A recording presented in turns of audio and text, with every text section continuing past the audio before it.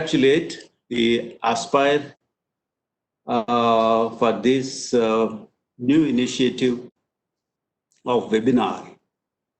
And also I take this opportunity to congratulate all the students of Pondicherry University, particularly Vallavan and his team for this effort, and also inviting me to participate in this lecture series.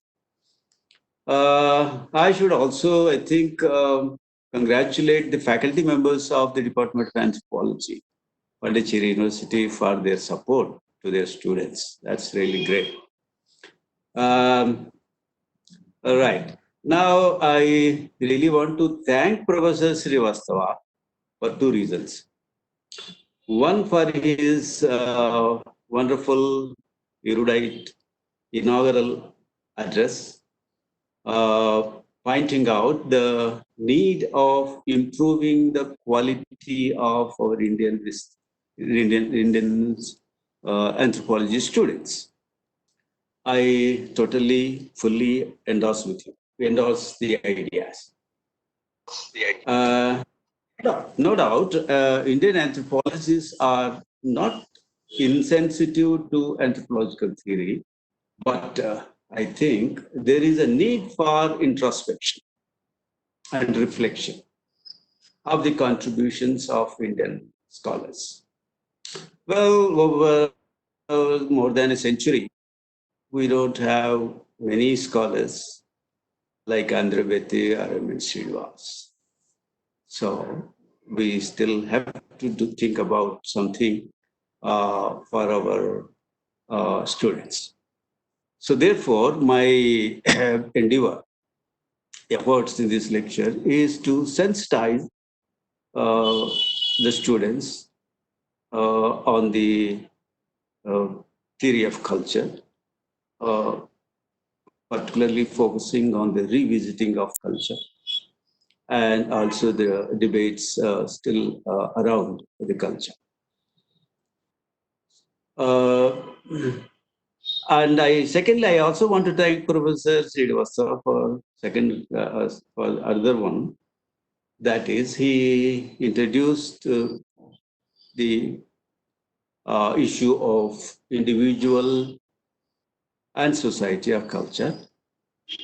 In fact, on the day of my retirement, while reflecting on my own research, I read this point that we have to come back to or discover the individual in anthropological theory and agency.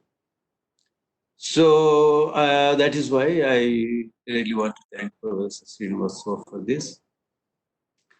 Basically, my aim is towards Indian scholars, but not outside, not the Indian students actually, not the scholars also. So therefore, my concern is some of the preliminaries and also some of the issues which are under debate at the moment. And over the years, I have seen among the students, most of the students in anthropology are still, struggling with the idea of culture.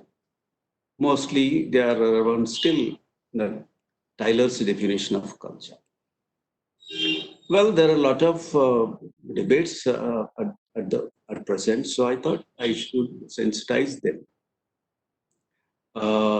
In fact, I am also getting dated day by day. So, but that is also helping me to revisit my own interest in the culture. Right.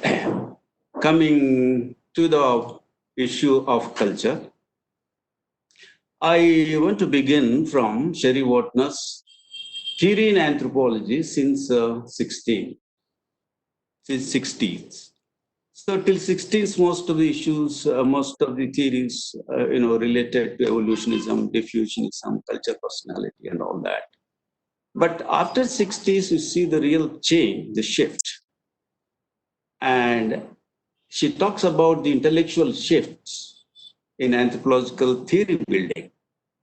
And she also makes the point that the agency is very dormant. In fact, the structuralism or structural functionalism, basically these two anthropological theories are a bit static, not very dynamic. But then you see Marxism and feminism, they actually are not within anthropology, they come from outside also. Right. So given this fact, Pierre Bourdieu's habitus and then his practice, that I think Sherry Wotner thinks that after 60s, the practice is the real anthropological theory. She, in this regard, she says, I will begin with what is obviously the central term, practice, and will reaffirm the claims made in the paper to the effect that practice both is and deserves to be a major symbol of current theoretical direction. Right. So individual agency and practice, so these are the current practices. In another paper, she talks about activity and cultural. There talks about culture come from. Well, Karl Marx talks about kind of a superstructure, and there is a infrastructure. So basically, for him, the infrastructure is the root basis for the ideology. But for anthropology, I don't think they ever really discussed what is the origin of culture, how the culture is constituted or formulated. It is society is a sui generis, yes, it exists. And culture also, in that way, is sui generis. Right? So it was not an issue. But then, of course, Sherry Wotner talks about the subjectivity really contributes for the culture constitution, and it's also related to the anxieties, human anxieties and other things. Well, so that is a point I would rally around. Okay. Now, conceptualization and application of culture concept, uh, is not new, but the issue is more in circulation in the recent times than in the past, not only within anthropology, but also outside anthropology disciplines, and including in common parlance. So I will briefly touch upon these issues. First, let me talk about within anthropology, in the beginning, the kind of understanding and the debate. We are all, our students are very familiar with the definition of culture. Any student, you ask them, what is culture? They immediately, the E.B. Tyler's definition, that complex whole, includes knowledge. Well, but many anthropologists are not very comfortable with that definition, as we all know. And of course, Kroeber and Klakan, they together identified probably more than 100 definitions, but finally they said by culture we mean all those historically created designs for living, explicit and implicit,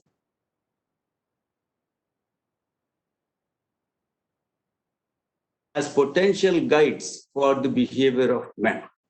But I find this is also equally complicated and complex. Right. So Levi-Strauss was not very happy about this conceptualization of culture.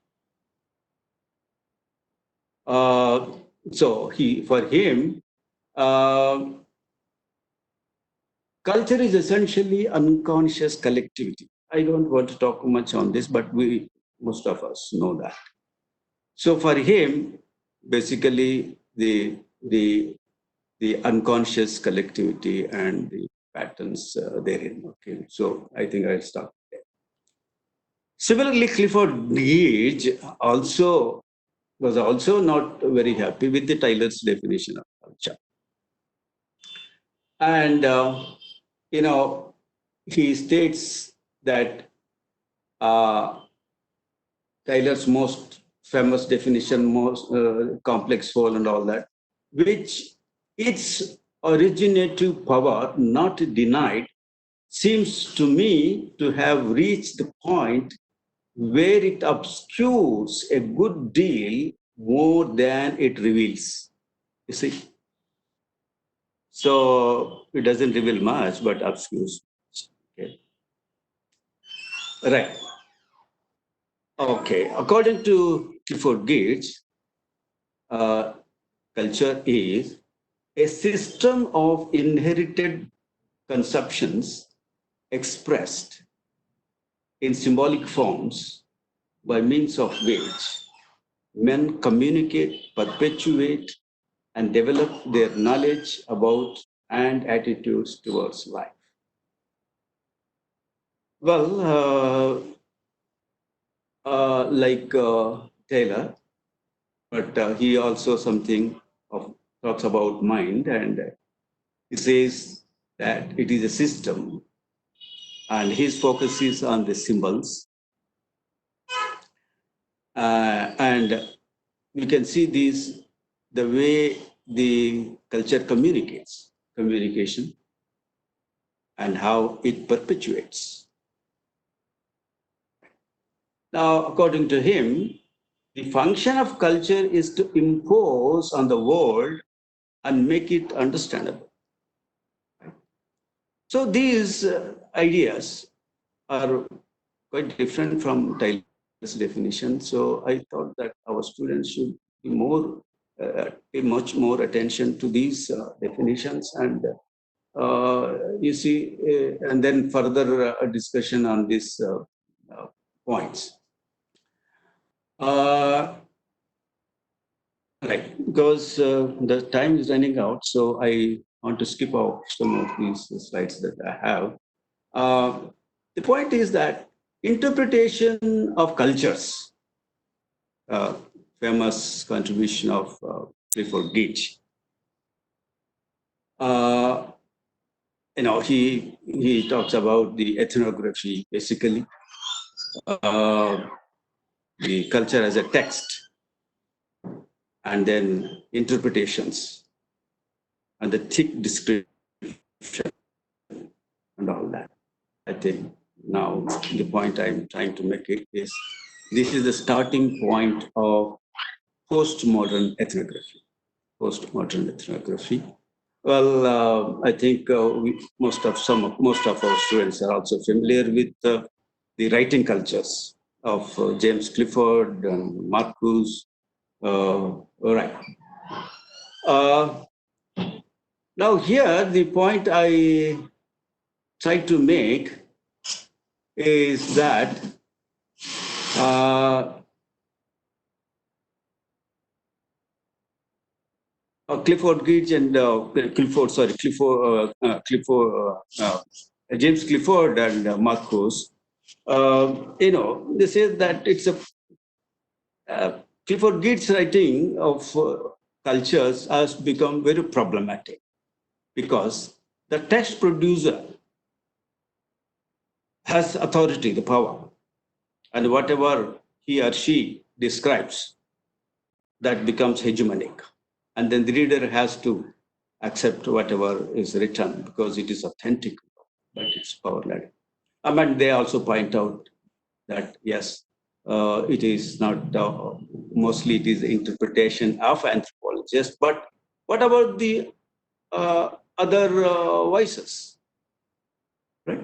So therefore, now, what kind of culture are we talking about? That is the question, very important question. These writing cultures are raised. Now, to so far, there was a lot of discussion on the culture. What is culture and conceptualization of culture? But the problem I'm trying to see is that this, this uh, this problem, the problematics of culture has not been resolved. Still, it is going on. But our students, I don't know how many of them are aware of it. So I want to sensitize them and make them to understand this. Still, the problem still exists, and we shall continue to pursue this issue. Okay, so then, what is the problem with culture and ethnography? What is the current problem? Now, the issues many people talked about this issue is that is culture an object of study or analytic concept? Our students, when they talk about ethnography and when they write their master's thesis or MPhil thesis and PhD thesis, yes, they describe the communities or whatever they are focusing on. Keep on describing, because it is they have little understanding of the analytic application of culture. So the question is that what is culture? Culture is just object of study, or is it an analytic concept? That we need to be very clear. Also, because it is so wide, also vast. Is it something immediately apprehensible? Is it an attribute or a principle which forms the actions and thoughts? These are still questions that are persistently nagging the social scientists. Right. And today we see the way culture is treated and it is being used and practiced. Somebody said culture is terminally ambiguous in much usage. Very ambiguous. People are using it very ambiguous. It is interpretable simultaneously as the proximate object of study or as an abstract. This can also be some abstract. And also we see it as it is a kind of a relational object of study.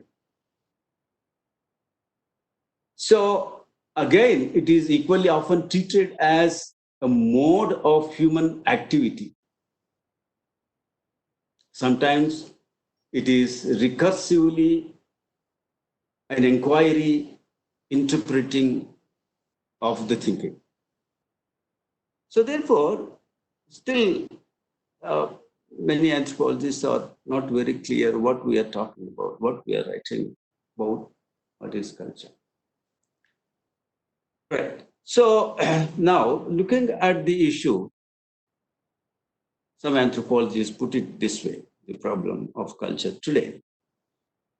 In 19th and early 20th century, the anthropological concern was basically with the human diversity.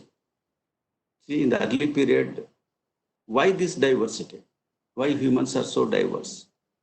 That was the main issue. And how this how these societies have been changing. So that was the primary concern. And at that time, concept of culture was very handy, very useful. But then, today, the issues are different. The basic questions are different. Now, the issues are around the migration, international migrations, diseases, various new diseases, appearing on the globe, famines, and poverty, feminism, reflexivity, corruption, globalism, ethnic conflicts, civil wars, human rights, cultural activism, fundamentalism, terrorism, and many other issues. So the contemporary problems which anthropologists have to encounter are very different from those that of those 19th and 20th century. So therefore, how do we apply culture? First of all, how do we conceptualize culture for the present day need? That is very important. Right. So given this uh, situation and the way and the way the culture is described, analyzed, uh, some have commented like, you know, culture is reductionist paradigm in anthropology.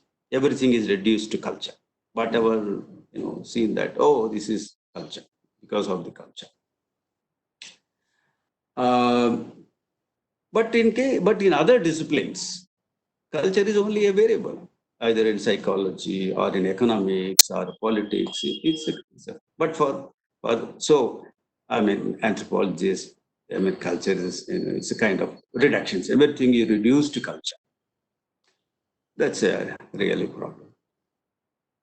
In the area of now, also in the present day scenario, where the gender assumed a very important role.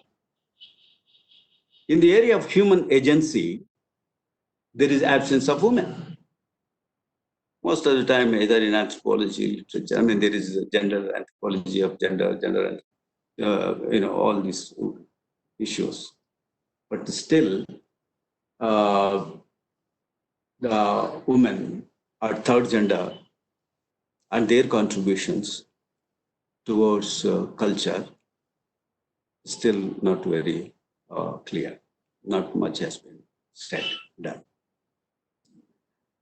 In fact, culture, the concept of culture itself is a Western idea.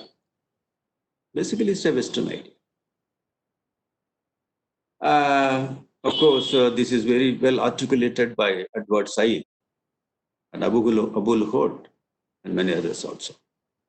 Even in India, if you think about what is culture, we immediately say Sanskrit. Even Sanskriti also comes from Sanskrit. But what is Sanskriti? What is Sanskar? But we have other terms like Riti Rivas in Hindi. Or in our local languages, we have other different kinds of terminology which expresses our way of life. But then, it is the Western notion through which we are trying to look at the culture. So in this, I think it's very pertinent to quote Edward Said. For him, culture is the essential tool for making other. See, Westerners, for them, anthropology is of others. So culture is for others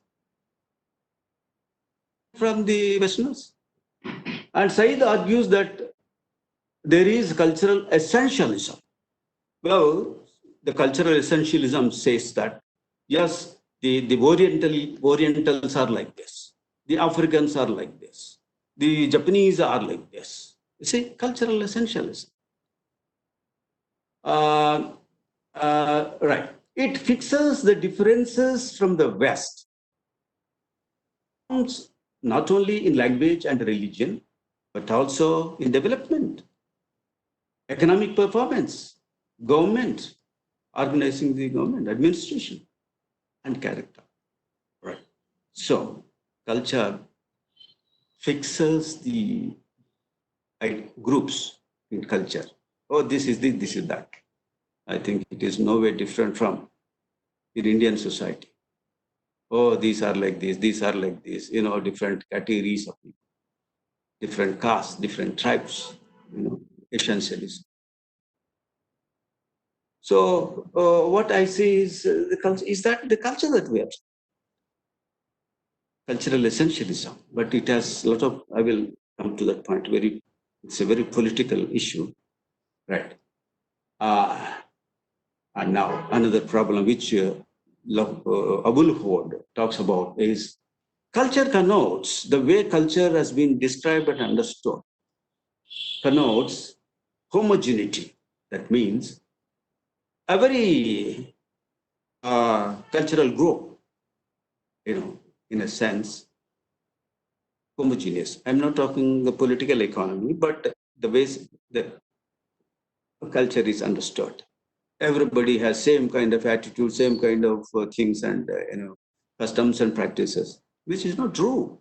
Which is not true. There are conflicts, there are disagreements, there are issues, but culture projects as if everything is hunky dory, everything is fine, everything is harmonious, but which is not true. Right. And culture also coherent. Culture is so coherent. All there, but you see, in every culture, there are certain cleavages, there are certain gaps, there are certain issues, the kind of gender issues, the kind of class issues and other issues. So, I mean, there are conflicts and issues and things like that. And time or culture also timelessness. Culture also timeless. Yes, but culture also changes. But there is, we see from one point to another point, there is a kind of change. But how does it take place and all we are trying to understand, but still. Right? So this problem continue to exist and we must be aware of those problems. Right.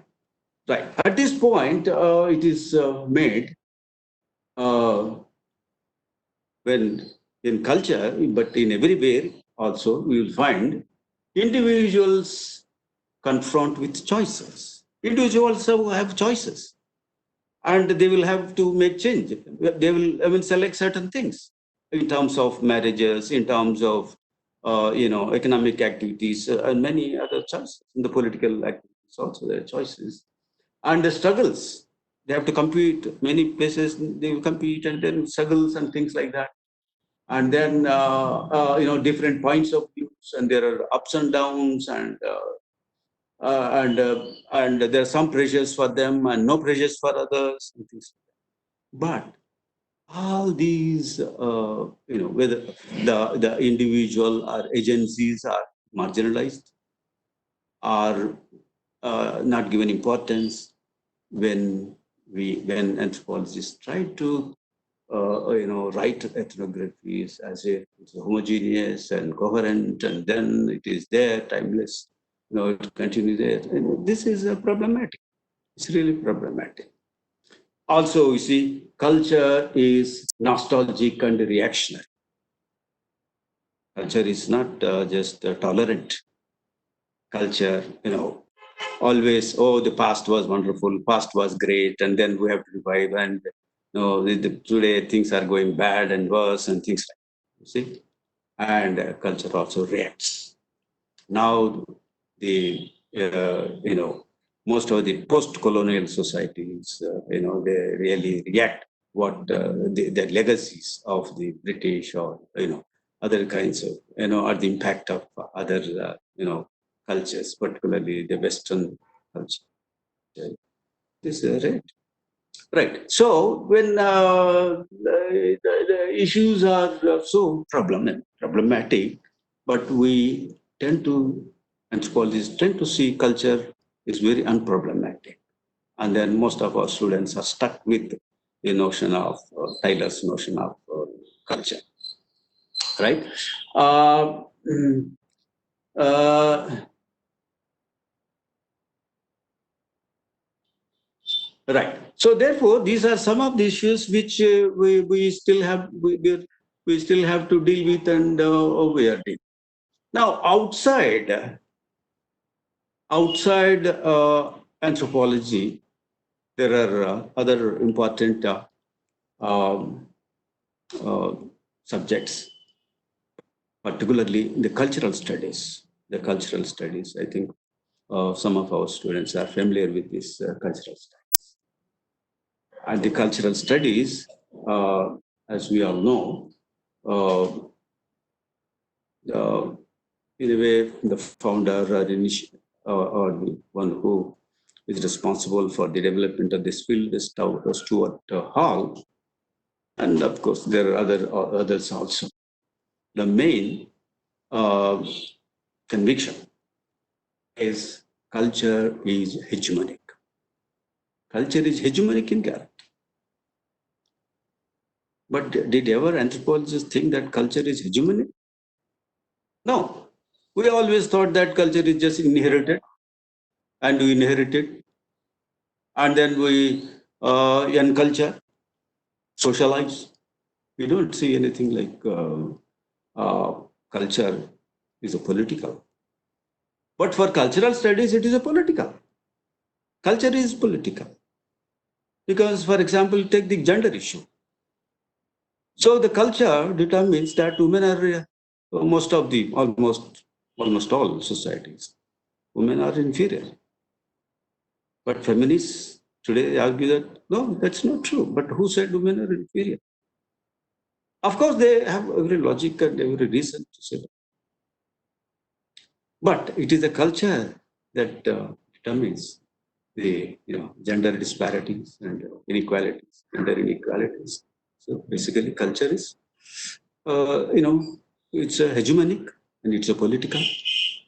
Now, so therefore, the media studies and you see which takes this issue seriously, and they study the cultural studies, discuss the representations of the marginal sections, and these sections, are located at the borders, and these are linguistic minorities, are religious minorities, are women, are third gender.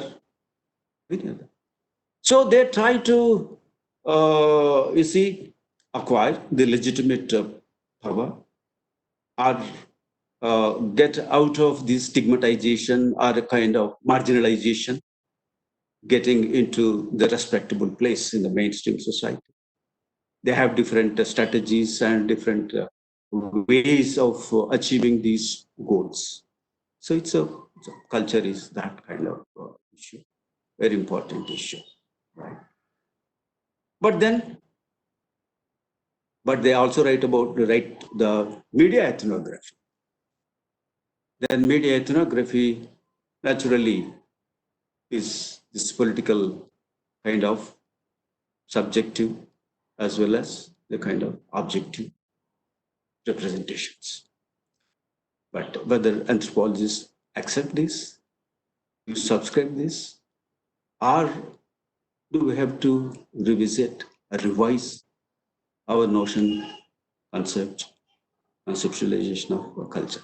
This is the issue that we really have to think about.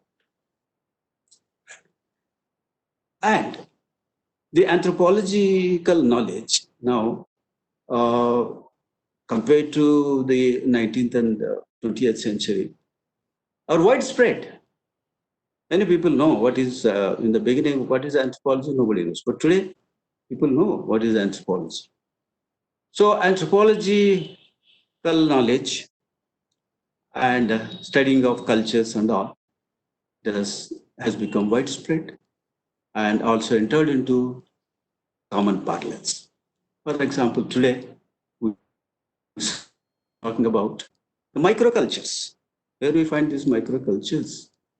In small groups. And these small groups could be like any professional group. For example, the lawyers have their own kind of rules, regulations, and how they behave and formulate, and they have codes and ethics. Similarly, the doctors, physicians, they have their own, environment, cultural environment, and you see, culture also is talked about in terms of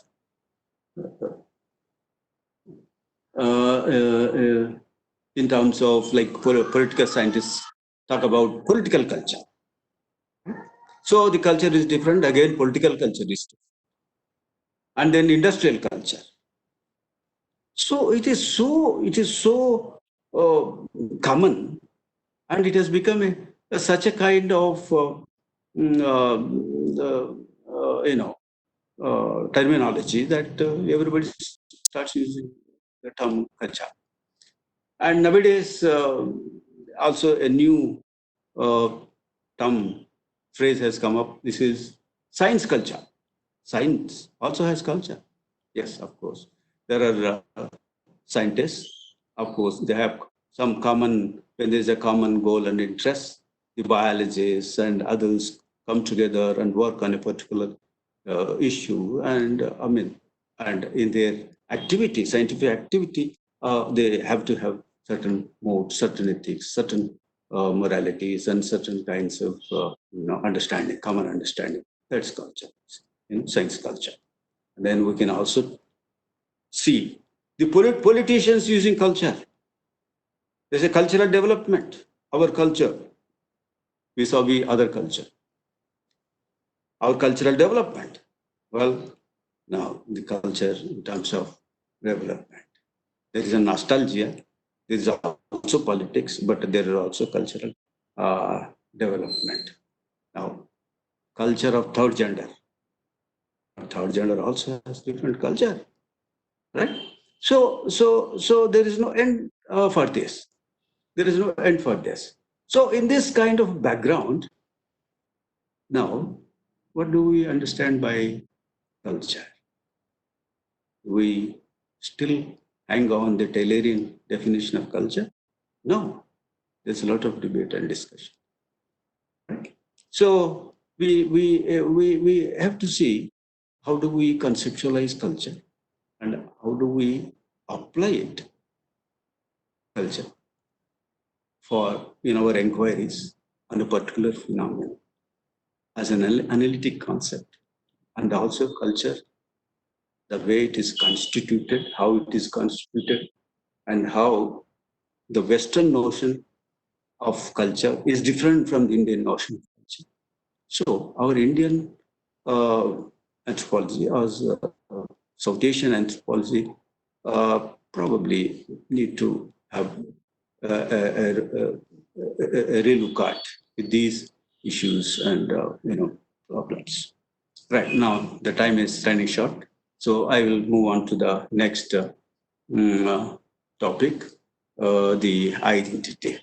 So the individual and identity, personality, a person, uh, well, more or less, I'm using synonymously, and my teacher, Grace Harris, made this distinction. When we talk about individual, it is individual versus society as a social category. Then when we talk about person, is a psychological self uh, kind of individual, and identity is the sameness with a group or community. These are basic distinctions, but now I don't want to make such kind of distinction. But the point I'm trying to see is that now one of the important development in anthropology is social anthropology is the issue of identity. Culture provides identity to group or individual. You see, the culture, individual, any individual or a community group, it is seen as a separate, a distinct, different by its culture. So culture is important. So Levi-Strauss' concept of culture, is linguistic, language, and communication. And he makes it very clear that speaking and writing belong to individual, whereas language belongs to culture. Language is community, but individual is, is speaking. And he talks, and for him, the signified and signifier, basically the linguistic sign. In other words, Levi-Strauss is concerned with language, but not the speaking. It's a different issue, but I want to now pay attention that individual is ignored by Levi-Strauss. That's what I like to point out here. But it is also a fact that when Levi-Strauss tries to locate culture, in the mind, the consciousness, the unconsciousness kind of thing. Then Clifford Geertz' concept of culture is also semiotic. Semiotic, as we all know, the system of science. And for him, the basic structure, the sign has three components. One is subject, object, and interpretant, according to Charles Peirce. Charles Peirce semiotics. All right. So now we see individual obtains.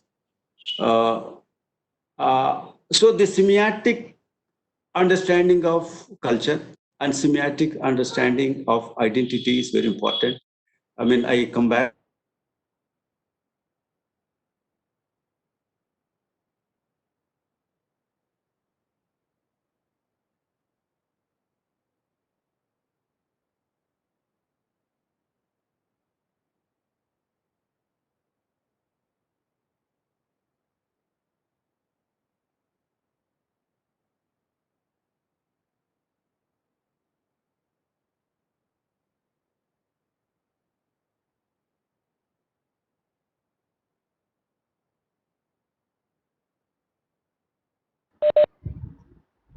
Hello, sir.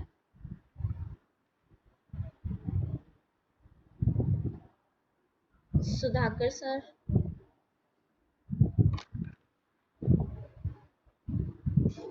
And also, it is important, and it has been articulated. Individual identity is primordial and given. Individual identity given. For example, the male or female.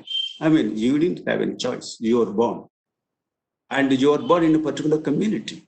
There was no choice that you never wanted, or you wanted to take birth in that community. No, you didn't have a choice.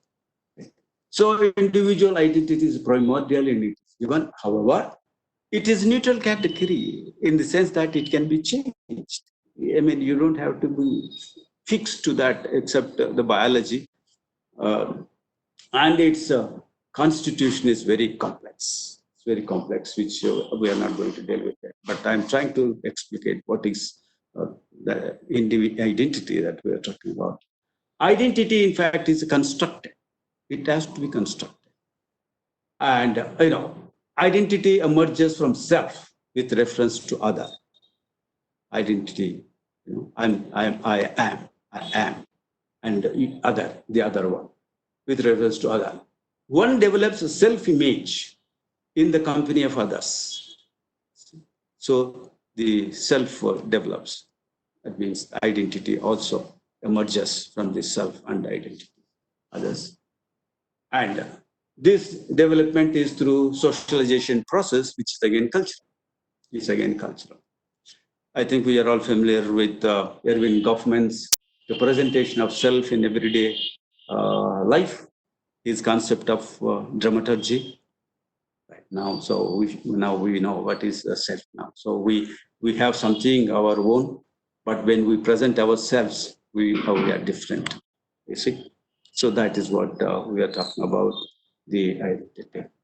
The identities are, as I mentioned, are multiple.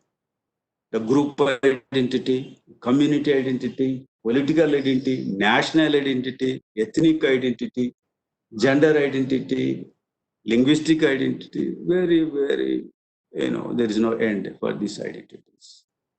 And basically, the identities are constructed on the basis of sameness. Identities express sameness. Yeah, we are the same, in some capacity, in some ways, and things like that.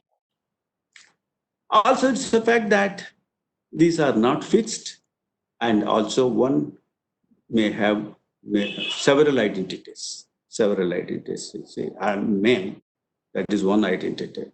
But I have a particular religious belief and faith, that is another religious identity. I have particular political inclination, I have another political identity. They're multiple.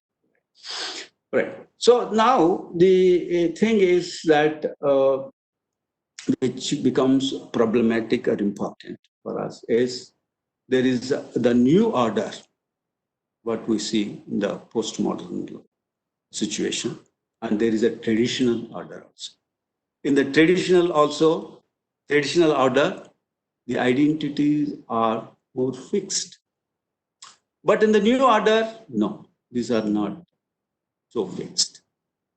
Right? So there is a kind of fluidity in the kind of in the identities. Well, there is no time, so I'm not going to elaborate all of this. Right. But let me just point out again the concept of identity. Again, it's a Western notion. It's a Western idea.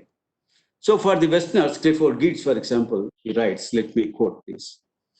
Western concept of self as peculiar in that it is a bounded, unique, more or less integrated, motivational, and cognitive universe, a dynamic center of awareness, emotion, judgment, and action, organized into a distinctive whole and set off contrastively against another such wholes and against its social and natural background.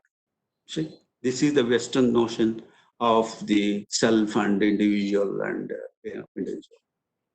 So, I mean, Louis Dumo, when he talks about, when he contrasts the Indian concept and the Western concept, he says that Westerners are more individual, more concerned with individuality and self-identities.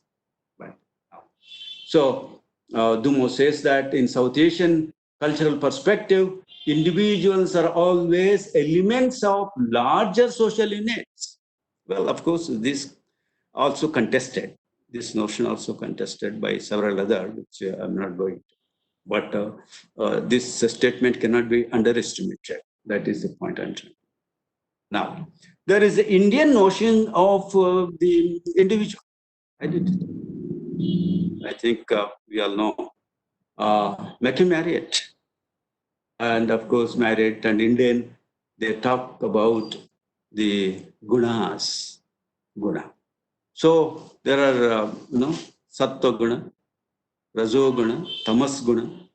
These gunas change.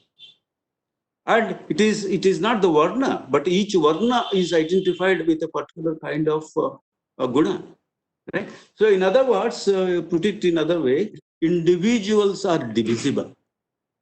An individual is divisible. You see, that is ethnosociology. Right, and similarly others. So now, well, we are still carried away by the Western idea of individual self and identities, right? But every similar like Indians, there are others also. For example, in the Arab countries, there are different ideas on the individuals and self, and similarly for others also. Right. So it's a very complex issue, culture. But culture, it's very much individual and identities and persons. These are very much part of the culture. So which we need to address and understand. Then another issue which is very important in this regard is now in the new world order and the new order situation. What we find, the state-nation formations in Europe. The Europe was a big bloc, and then you divide it into different republics and states. On what basis? Language basis, ethnicity basis, right? And that happened but recently what happened to Soviet Union, broken down into pieces. When it is broken down into pieces, in what capacity? Ethnic identities, the cultural identities, right? So there is a group identity. Now, these identities are now rising up. The ethnic questions are being raised, and they are articulating that about their marginalization, about their subjugation, and several issues. The Serbia and others, these Balkan states, how they are fighting today. So the identities are still very much the problem of identities are still very much alive. Right. So culture, when it is seen in terms of the identity, has become political in a sense. For some purposes, it is valorized. Yes, our culture is great and we cherish it and we hold it and we revive it and we shall have it. Right? But for some other purposes, cultural essentialism. Oh, you belong to this, and that's why you are like this, and you behave like this because of your culture. Cultural essentialism. Also, it is fraught when there is a discrimination. When there is a discrimination, they say that, oh, no, why the cultural discrimination? We are all one. You talk about it. Right? So at sometimes you say culture is great, sometimes other times, no, there is not many cultural differences and all that. You see, that kind of thing. So the globalization and the technology have different impacts and effects on culture and identities. Now, what we understand globalization, the movement of the migrations and then movement of missionary and technology and the borderless nations and things like that, the globalization. So the globalization and along with the technology. And there is a French scholar, Gilbert uh, Simondon. He talks about, not many people are very familiar with his name. He talks about the technology brings individualization. Individual becomes part and part and part and part like that.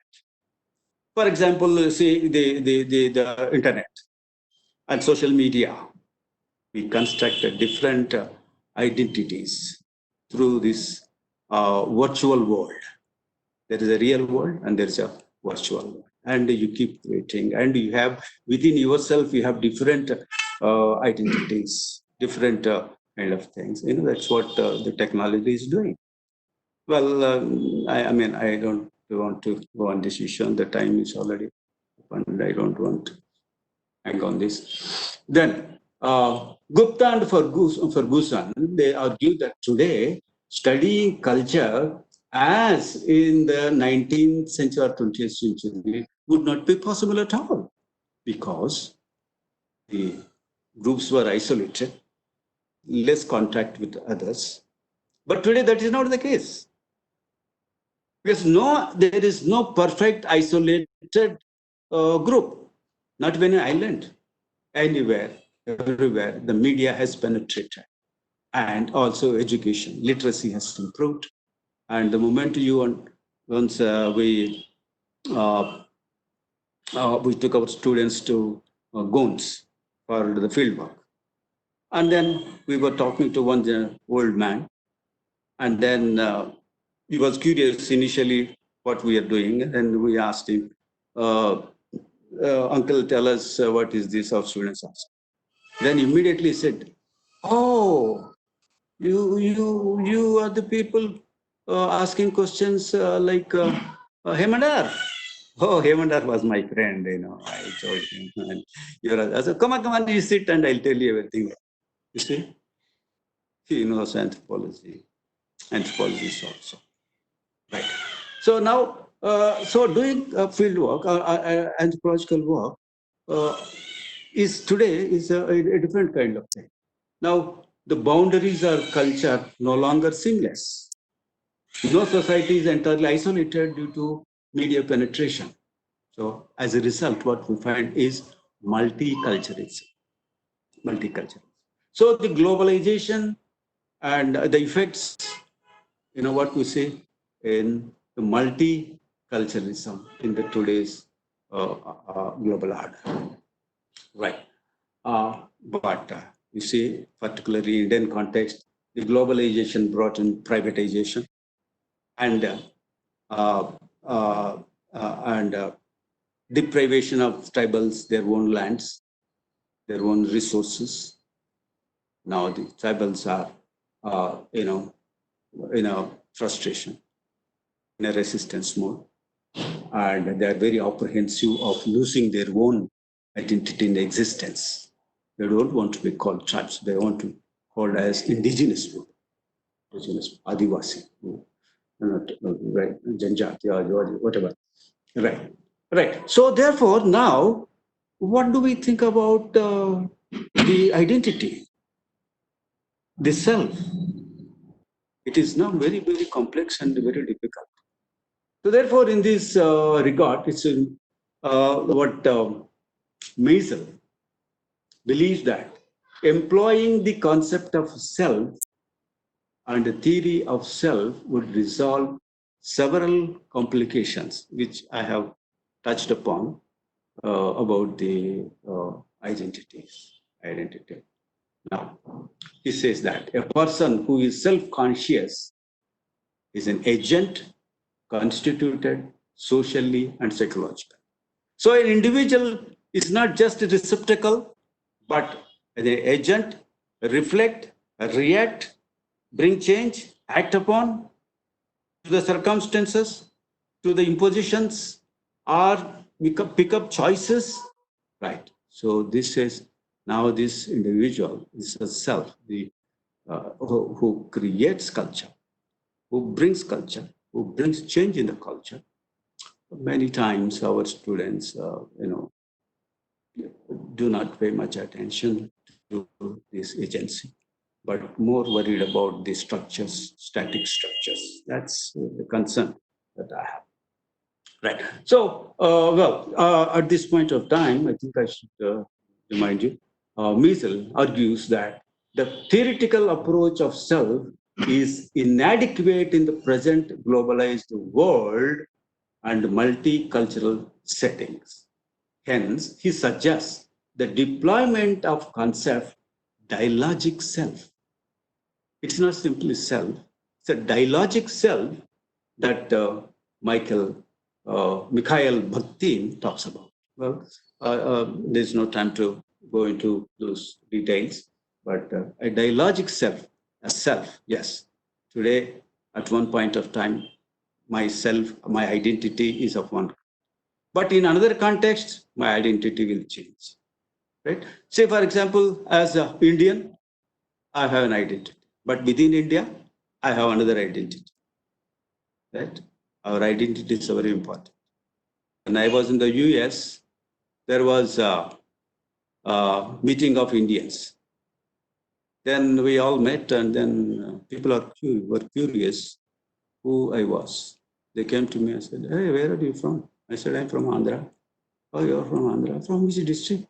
I told them that this is the district I come from. "Oh, what's your name?" "Oh, what's your surname?" But why do they want my surname? They want to see my identity, see, basically. Oh, I was coming back, I was coming to the field work, and I was in the airport, Delhi airport. Then somebody sitting across to me and said, "Sir, where are you going?" I said, "I'm going to Hyderabad." "Oh, okay, I'm also going to Hyderabad. I'm waiting for the flight." "Sir, are you ready?" Wow. Why does he want whether ready or what, this and that? He wants my identity. It's so important. Then I started, my field work, and I was going to my village, I was selecting village. I was traveling the bus, the transport bus. And the person who was next sitting to me, I asked me, "Sir, where are you going to?" I said, "I am going to such and such village."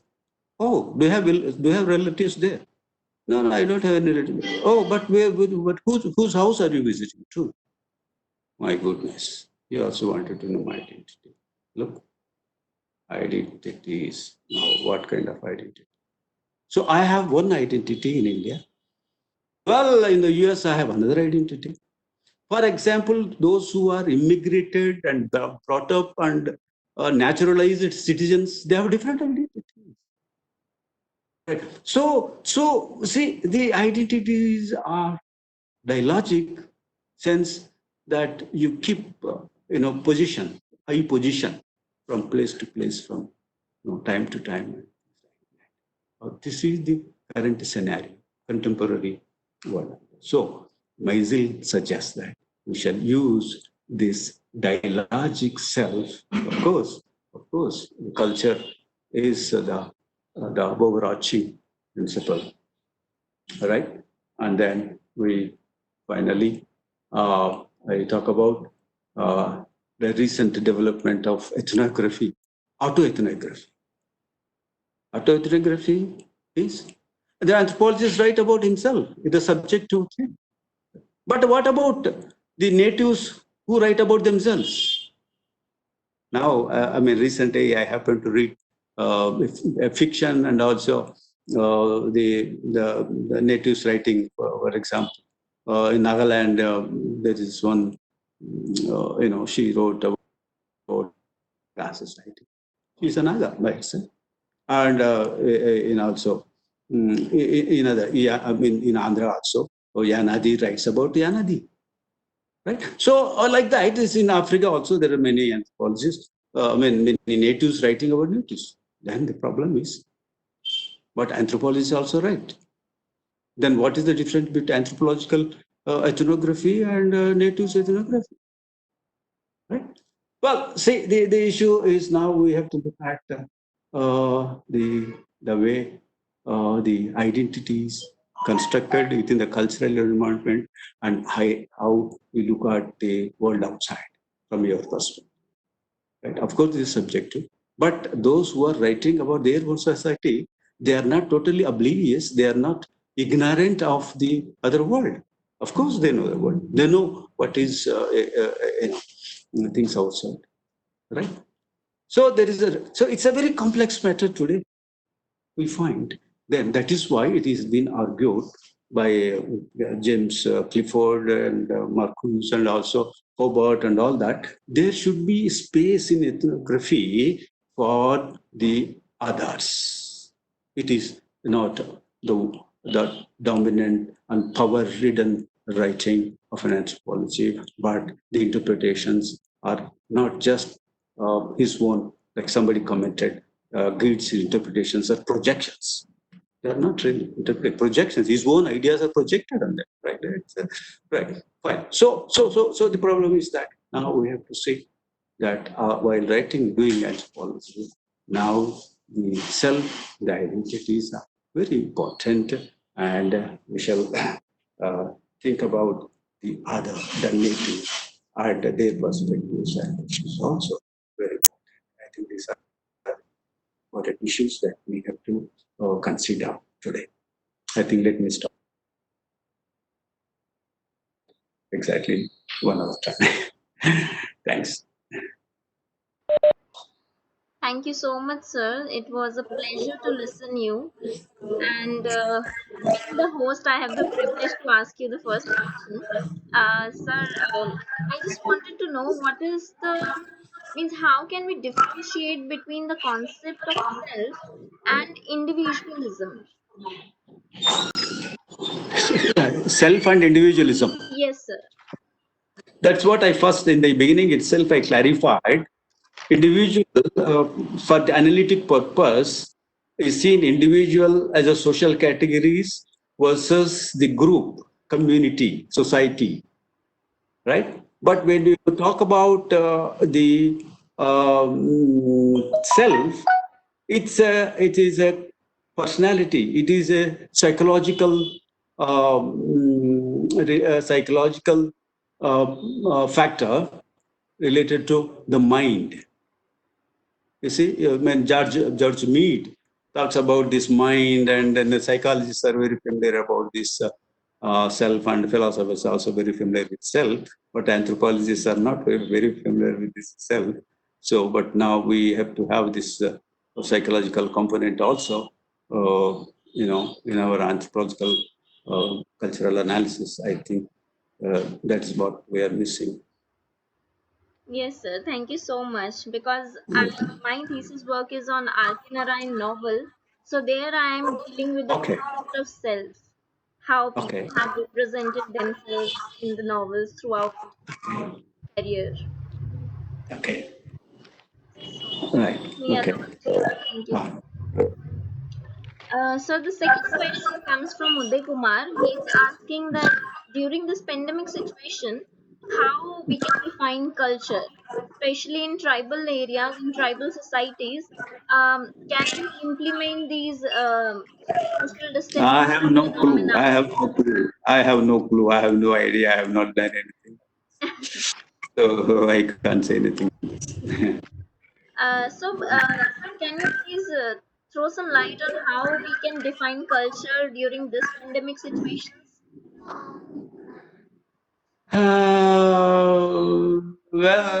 But you see, I talked about the issue of the conceptualization of culture beyond Taylor and beyond, others in 60s. The issue is very problematic. What is culture? How it is constituted? And given this multiculturalism and also the global phenomena, it's a very difficult. I don't know. I have no ready-made answer. Thank you, sir. There is one more question. Someone is asking, what is the difference between cultural core and cultural area? Uh, Franz Boas was talking about cultural core, and also the diffusionists also talked about the cultural core and the borders. But I'm not interested in this area at all. Well, the contemporary issues are much greater. Uh, I mean, the issue is where is core, because of this multiculturalism and also the media penetration and other issues. So I think the question is very redundant and it's very irrelevant today. Thank you, sir. Any more questions? Darshini, do you want to ask something? Yes, hello, Professor Sudhakar. Yeah. This is Darshini. I'm streaming from the UK. I, Thank you so much for such a brilliant talk, Professor. I particularly enjoyed the question you've posed for us neophyte scholars to ponder upon, especially on culture and identity. So I have two questions for you. Shall I ask the questions one by one, or would you rather hear both at once? no, let me have one first and then I'll go to the second. Okay, sure, no problem. Yeah. So my first question is, or rather, a brief description before I move on to the question is, some scholars have argued that Indian anthropologists should Mhm. seek to study other cultures and not restrict itself to the study of India as a way to reinvigorate a discipline that seems to have succumbed to fatigue. So, for example, the study of the Indian diaspora in countries such as South Africa or Malaysia, but Yes. by employing a more Eastern epistemic orientation. But at the same time, this actually brings us to a recurring question of indigeneity. That is, how Okay. Indian is Indian anthropology? Mhm. At the same time, this inevitably produces this anxiety of a derivative discourse and the fear of mere mimicry, if you must.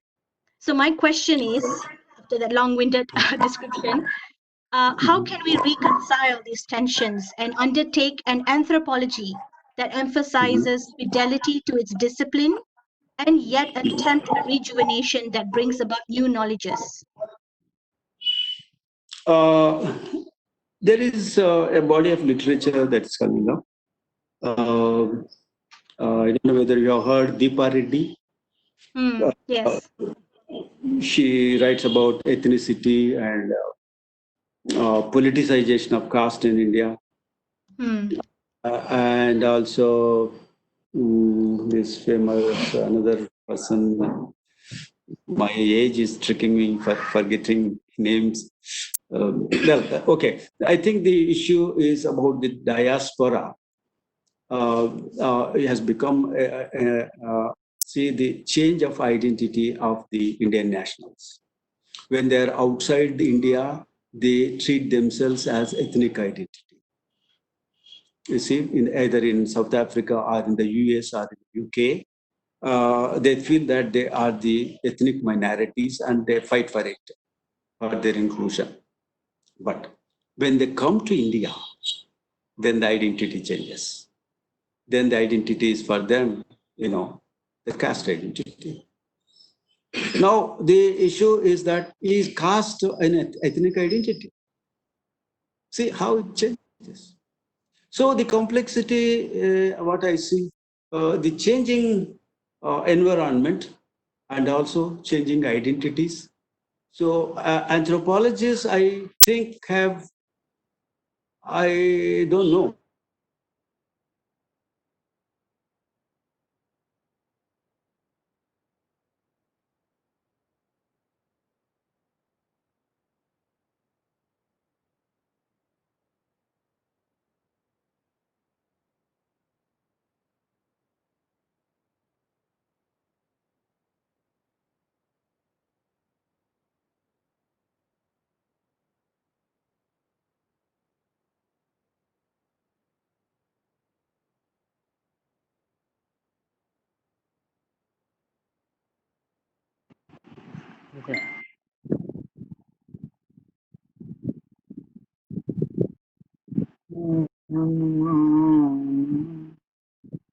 Hello, Professor Sadagar.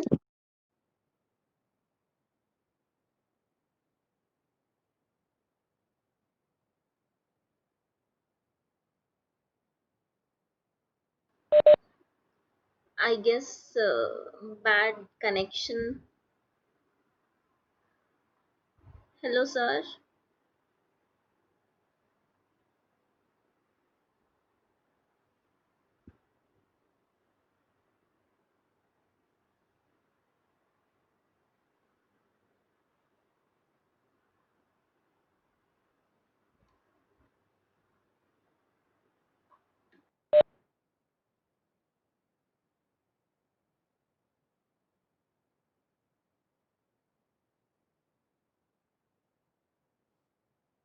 Hello. Hello, yes, we can hear you now. I'm sorry, there is some disruption. Okay. Sorry. Okay, No please go worries, no ahead. worries. I'm not sure whether I have satisfied your question, but satisfactorily answered or not. But difficult. Anyway, next So question, please. yes, the second question is, you mentioned earlier, and you very rightly brought to light a very pertinent issue, a preoccupation with structures while agency is relegated to the background. So, how would you suggest anthropologists research agency when structures continue to hinder and restrict the production of agentic sounds? Uh, the and see, we anthropology, we have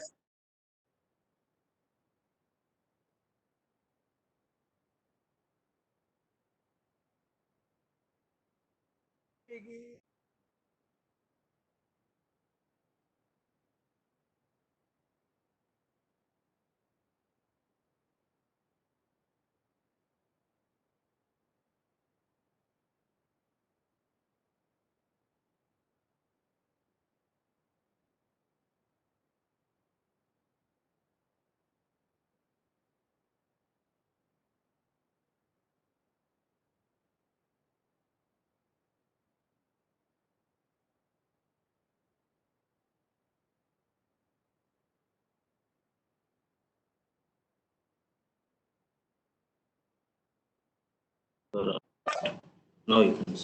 Hello. Hello, sir. Hello. You We were lost you. I'm sorry, there's some problem with the network. Uh, right. So the cultural relativism, that is, I think, very useful for us to talk about the sense of equality and a sense of uh, you know identities, not with hierarchies. Probably, uh, you know, in particularly in Indian context, the development of the communities, um, reducing the inequality. Well, anthropologists probably uh, can find some means and ways in this regard.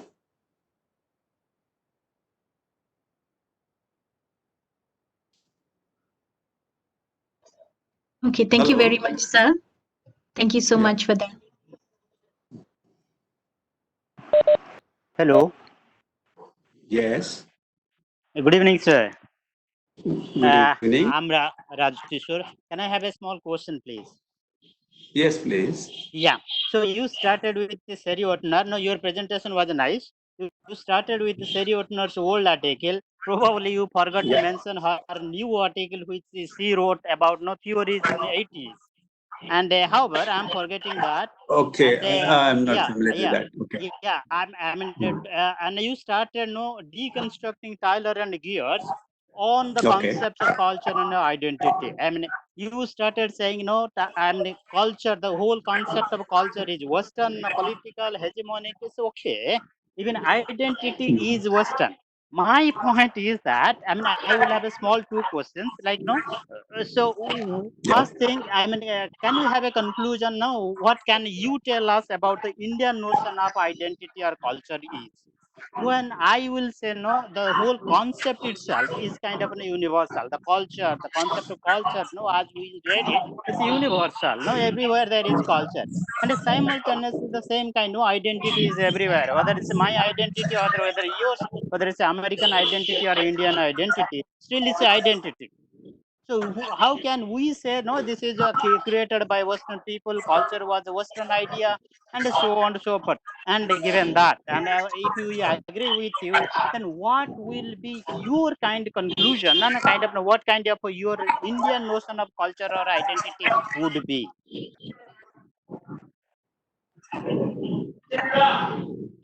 I disagree with you Yeah. that there is a universal notion of identity. This is basically the Western notion because the Japanese, or for that matter, even Chinese, others. I mean, for them, identities are meaningless without individual. So the individual need to be recognized in the Yeah, that's context. For instance, the third gender. For example, the cisgender. The cisgender, for example, in Jewish culture or in some other cultures, they don't exist at all. But then they are there. So they have no rights. They have no. You see, for a long time in India also, the Hijras, I mean, the Hijra activities were criminalized, right? So the every culture has its own gender identities and also the community identities, right? So see, at one point, yes, there is a universal kind of, because everybody need to be identified, right? So, but at the same time, the culture also defines the different kinds of identities. That is argument have been made, and that's precisely. yeah.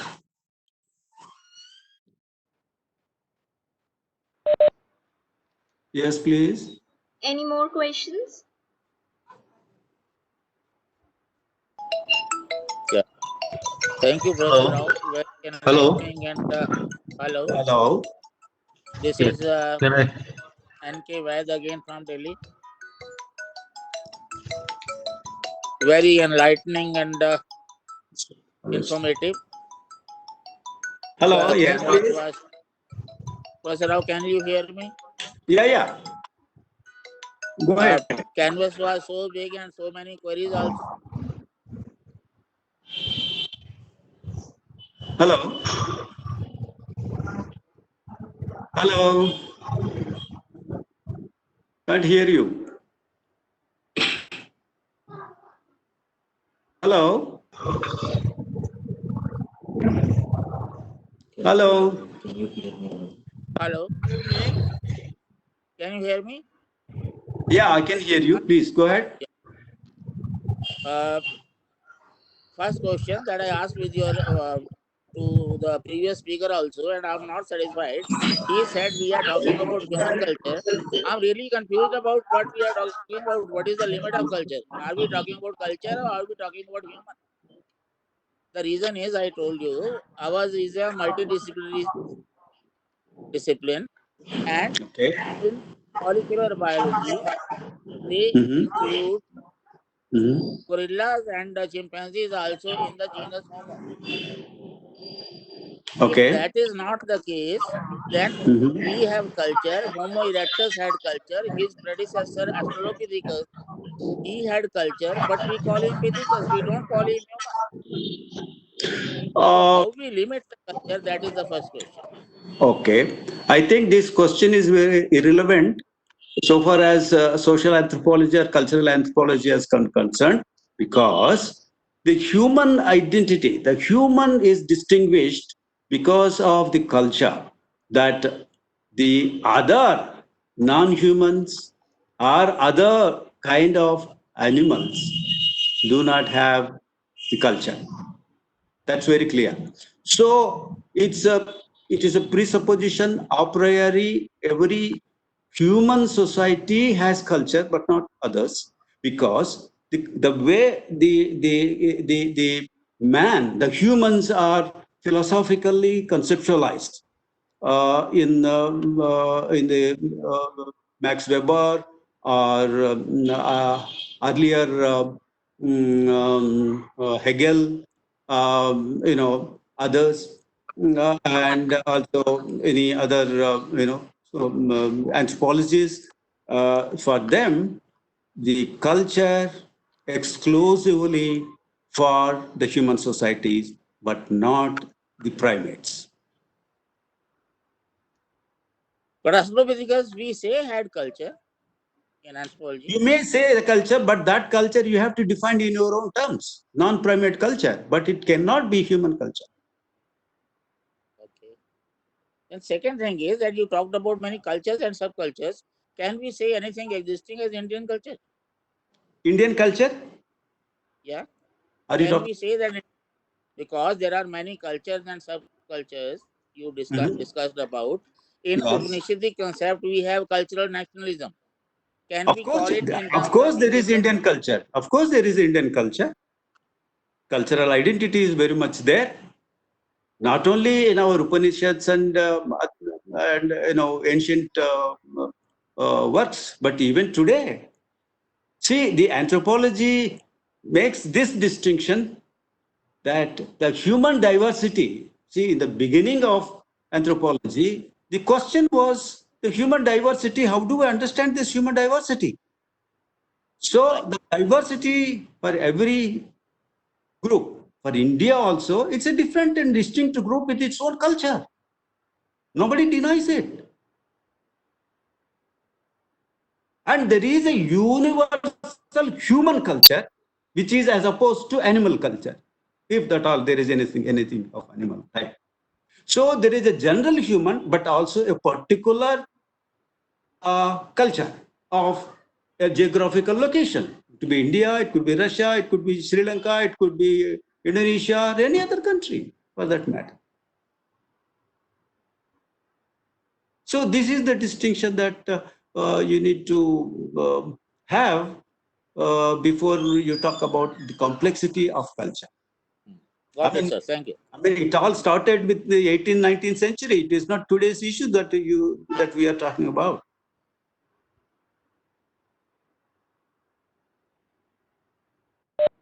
Anything else, please? Thank you so much, sir. Sir. So, do anybody have any questions? Yes, may I ask a question? Yeah, sure. Sir, you referred to the definition or conceptualization of identity, that it's our conceptualization of self with reference to other. My work is on reconciliation of ethnic identity in a multi-ethnic university. So the brief was, the people become conscious when they come across with other cultures and their presentations. My question is, is it sound enough to claim that people or the inhabitants of a culture become Hello. sensitive? I'm sorry, we had a power problem here. Oh, my Yeah, question I'm, is, can you hear me? yes. Hello, please go ahead. Since yes, the groups in a multi-ethnic place or university or institute, it has been observed that they become sensitive to their own culture when they come across with others' culture. Yes. Can we claim on these grounds and specific grounds that the individual phenomena is replaced with that of group when it comes to realization of cultural identity?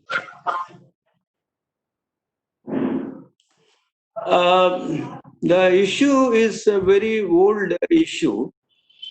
Anthropologists have debated, discussed, and empirically proved that no culture is superior. All cultures are fundamentally, basically the same, and therefore, we can't say that, okay, my culture is superior to your culture. Right. So, for that matter, if an individual from a particular background, right, on his cultural basis, he cannot be superior. But individual achievements, individual activities, yes, one could be relatively better than the other or poorer than the other. So we need to be sensitive about the cultural relativity, cultural equality, but at the same time, respecting individual and respecting individuals' achievements. That is also important. Did I answer your question? I'm not very sure. Uh, Thank you. Thank you. I will ask one more question. My question, let me rephrase it. I am from Punjab side of Pakistan, and there are people from other provinces of Pakistan. When we came across each other, I Yeah. started becoming aware of my own culture. Yeah. So, my question was this was an individual effort. Is it the same on group level? Yes, it is seen on group level. Yes, that's true. And also at the individual level. Very right. This was my fundamental question. Thank you. Thank you. Thank you so much, sir. So, due to Yeah.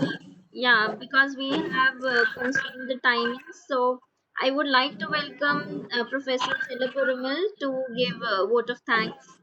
Please, sir. Yeah. Shall I speak? Is it audible? Yes, sir. Yes. Yeah. Uh, uh, I'm really we are honored by two good illuminating lectures. Really, for the past 3 hours, we are hearing. The session started at 4:30. Now it is we are crossing 7:30. We have had two very good lectures, one by Professor Grigori from Kannur and another by Professor Sudhakar Rao from Hyderabad. Professor Grigori has given a very exhaustive, comprehensive understanding of the concept of culture. See, after all, anthropology's subject matter is culture. The universals of the culture and also the uniqueness of the cultures. So our discipline for the past, the modern anthropology discipline for the past 200 years It is concentrating or centering around the concept of culture. So as time is getting changed, as culture is changing, we have to have different kinds of understanding, different kinds of approaches for the study of culture. So keeping that in view, Professor Grigeri has given very comprehensive account of the contributions by the anthropologists on the studies of culture. And the next lecture by Professor Sudhakar Rao, it is highly critical in nature. He has combined both the concept of culture and identity. In fact, all the recent works he brought in, new trends and how anthropology should go forward in keeping its subject matter alert. He was also pointing out the other disciplines or concentrating on some of the areas of anthropology, but they cannot duplicate or they cannot appropriate our kind of holistic understanding of culture. And in fact, I actually wanted to have a bigger vote of thanks, but because of the time constraint, I do not want to take much of the time. Interestingly, the good questions, the interactive session is also so good. New questions are arised, which brought in good discussions. So very wonderful sessions we have had. And I thank on behalf of the Aspire organization, both Professor Grigori and Professor Sudhakar Rao for their very highly illuminating, thought-provoking, excellent, wonderful lectures. We are thankful, really, we are indebted to them. And I personally learned many things from their lectures. Both are very experienced professors. They have contributed their whole life is for anthropology. So definitely students would have got more benefit. In fact, by hearing this type of lectures only, you would have the opportunity of knowing the works. In fact, you won't have this type of understanding even if at all you have to have this kind of understanding. You should read hundreds of books in a nutshell, in a synthetic manner. In an essence, everything is brought in. But it is not enough. Why students have to have a deep thinking, and they should read further and further for the proper and good understanding. And so once again, I thank both the experts, and I also thank ASPE for giving me an opportunity to hear and also propose vote of thanks. And this is the second day. We are going to have the other days also some good lectures. And I am very happy that this workshop is progressing so nicely. So thank you very much. Thank you so much, sir.